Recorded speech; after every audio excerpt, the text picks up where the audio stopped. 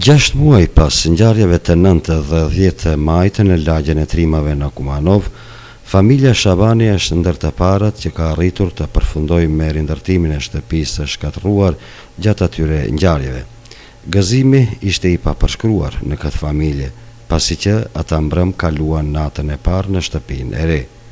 Gëzimin e tyre edhe më tepër e madhështoi edhe prezenca e rastësishme e grupit të deputetëve të Parlamentit të Shqipërisë që në orët e vona arritën për të vizituar lagjen e trimave. Unë kur ndigjova se deputetët për Shqipëria me orë me dhënë kurajo është kjo shumë faleminderit shumë.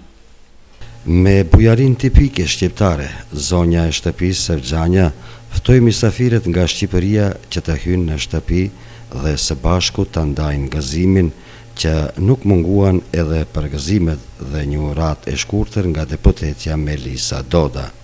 Është lajm shumë i mirë që jemi ditën e parë momentet sa ka hyrë zonja në shtëpinë e re, sigurisht që i uroj me gjithë zemër që të rigëzuar në shtëpinë që ajo në cilën sapo ka hyrë. Ky është një vizitë e thjeshtë e grave deputetëve të Parlamentit të Shqipërisë, me qëllim që tregojmë mbështetjen tonë ndaj qytetarëve dhe banorëve të kësaj zone, të cilët kanë pasur problematika shumë të mëdha lidhur me strehimin, me sulmin që është bërë dhe me problemet që kanë pësuar pas ditës së madhe të goditjes.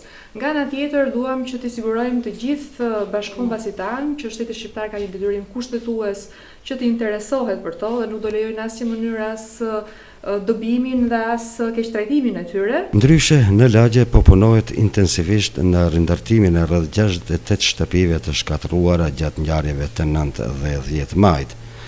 Ndërtimi i 3 shtëpive tashmë ka përfunduar dhe familjet e tyre tani më kanë hyrë në shtëpitë e reja. Mbase, deri në fillim të dimrit do të përfundojë edhe ndonjë tjetër dhe do të jetë e gatshme për banim.